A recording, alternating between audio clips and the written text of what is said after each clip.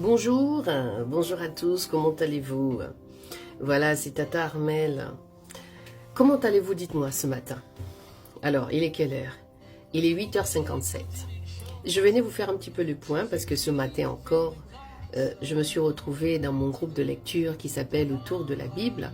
On se retrouve le lundi, le mercredi, le jeudi et le vendredi, où on partage la parole de Dieu. Là, nous sommes sur Exode. On a terminé, en fait, si vous voulez, le chapitre... Aujourd'hui, on a lu le chapitre 15, on a lu le chapitre 16 et le chapitre 17. Très enrichissant, encore une fois. Oui, la plupart du temps, on avance quand tout le monde comprend. Parce que on est quand même une vingtaine sur Meet et 12 ou 13 sur Facebook. Voilà. Parce que chacun essaye vraiment de venir à son rythme et de comprendre. Et dans chaque lecture, donc à partir du premier chapitre au 10e, on s'arrête et on fait un point. Un point pour que tout le monde comprenne, un point pour que moi aussi je fasse le point de savoir qui a compris, qui a assimilé, pour que nous puissions revenir dessus, pour pouvoir évoluer dans cette marche que nous faisons. Vous comprenez? C'est hyper important de lire la Bible. Le peuple de Dieu périt par manque de connaissances. Et je peux vous dire que je vois la main de Dieu. Pourquoi je vois la main de Dieu? Parce que je me rends compte que dans cette ignorance, beaucoup de personnes évoluent. Beaucoup de personnes comprennent. Vous comprenez? Parce que dans la manière dont nous lisons la Bible, c'est que moi je lis et puis on est dans un temps de partage. Et chacun donne aussi un petit peu ce qu'il a reçu, comment il perçoit, comment il n'a pas compris ou comment il a compris.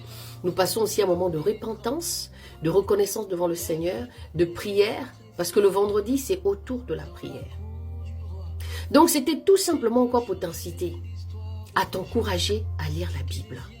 Et dans cette lecture d'aujourd'hui, donc du 15, du 16, du 17, je me rends compte combien de fois l'homme, ce qui se passe aujourd'hui, a déjà été. Parce que quand je vois ce que l'homme est, de la manière dont le Seigneur nous parle dans le livre de Moïse, je me suis rendu compte qu'en fait, tout ce que nous vivons a déjà été. Nous devons juste faire du copier-coller. Nous devons juste se rendre compte que on doit s'attacher à Dieu. Quand un homme de Dieu ou bien une femme de Dieu vient parler de Seigneur, elle doit vraiment être associée avec le Saint-Esprit. Parce que quand je lis l'histoire de Moïse, je me rends compte combien de fois Moïse n'était qu'une marionnette entre les mains du Seigneur. Et que tout acte qui se faisait, c'est parce qu'il avait le Saint-Esprit. C'est parce qu'il marchait avec Yahweh le Tout-Puissant. Sinon, il ne pouvait pas faire tous les miracles qu'il a fait. Un homme normal, constitué comme nous sommes, ne peut pas faire ça. Sauf s'il est converti, réellement.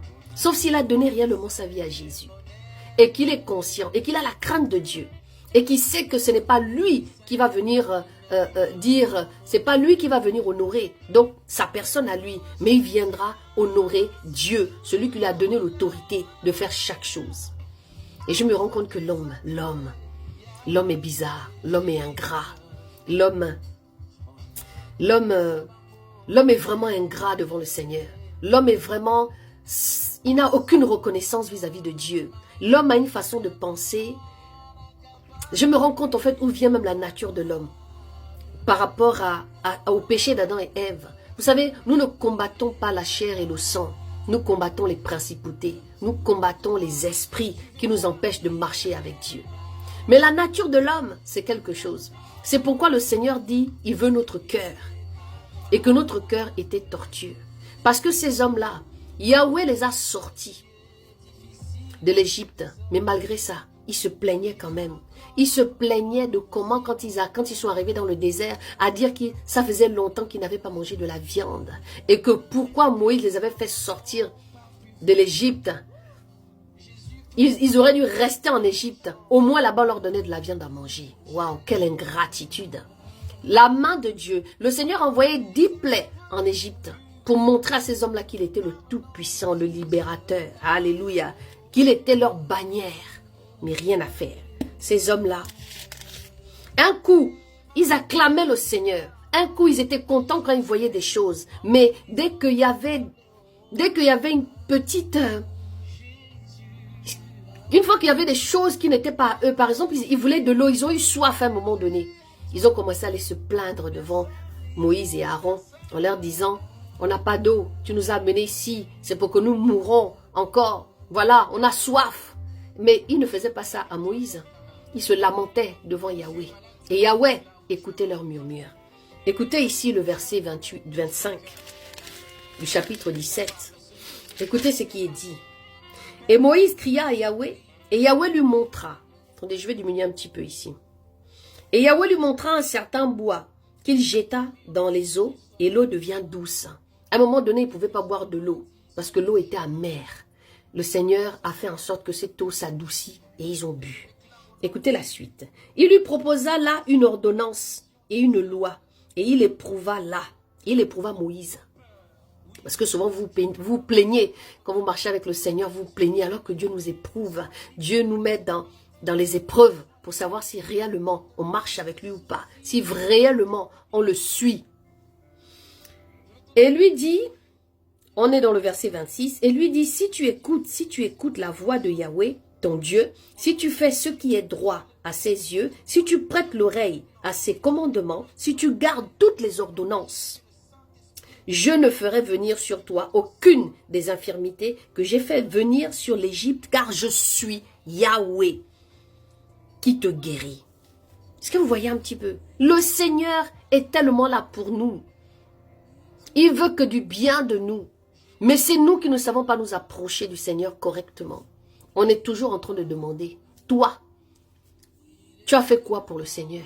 Depuis que tu es là, tu te plains, donne-moi ci, donne-moi ça. Tu donnes quoi au Seigneur? Depuis que tu te prétends chrétienne, tu fais quoi pour lui? Qu'est-ce que tu lui as donné? Qu'est-ce que tu as offert? Quelle est l'offrande que tu as donnée?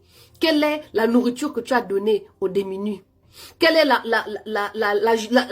les habits que tu as pris et que tu as donné à Dieu? Mais tu es tout le temps en train de te plaindre. Mais lui, il a toujours les bras ouverts sur nous. Tout ce que tu lui demandes, il va te donner. Si tu marches avec lui.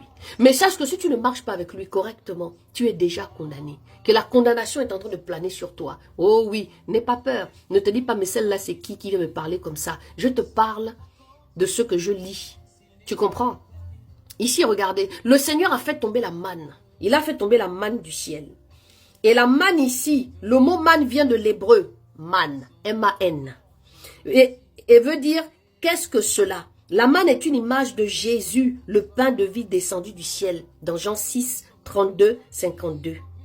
La consommation quotidienne du pain de vie, et qui est aussi la parole de Dieu, apporte la vie éternelle. Quand le Seigneur descend la manne, il donne des instructions encore une fois. Et là, il dit à Moïse, et Yahweh dit à Moïse, jusqu'à quand refuserez-vous de garder mes commandements et mes lois? Parce que les hommes étaient toujours en train. Ils étaient toujours en train de se plaindre devant le Seigneur. Toujours.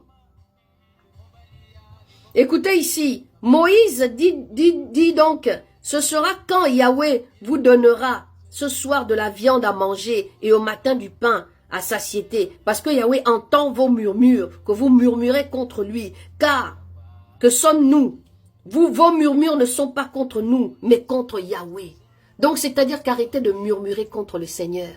Il dit des choses, il est Dieu, il fait ce qu'il veut. Il ne répond pas parce que toi tu veux. Il répond quand lui son temps arrive. Et toutes les actions qu'il peut mettre en place, c'est pour que tu comprennes qu'il est Dieu, il fait ce qu'il veut. Il n'a aucun ordre à attendre de toi. Tout ce qu'il veut de toi, c'est que tu écoutes. C'est que tu écoutes et que tu gardes ses commandements. Et que tu comprennes qu'il est Dieu. Ça, c'est la nature de l'homme. Et j'ai compris que je m'inclus dedans. Je ne dis pas que je suis, moi, différente de quoi que ce soit, non. Mais je comprends qu'on a cette nature. Et cette nature, quand je vois ça, ça ne me plaît pas. Et ça me donne envie de changer. Ça me donne envie de devenir quelqu'un d'autre encore et encore. Que le Seigneur continue toujours à manifester son amour sur ma vie pour que je puisse éventuellement être comme lui il veut. Parce que ça fait mal quand même de murmurer sur le Seigneur. Surtout quand on voit sa grandeur. On voit comment il nous a touchés. Le Dieu là n'est pas seulement pour aller demander tous les jours. Non. Il est là aussi que de temps en temps tu vas lui dire combien de fois tu l'aimes. Combien de fois tu vas être dans sa présence. Combien de fois être avec lui c'est un bonheur pour toi. Donc arrête de demander. Je serai avec vous samedi. Je suis encore demain en live sur Facebook. Ma page s'appelle Eau de vie édifiée. Abonne-toi et tu verras ce qui va se passer.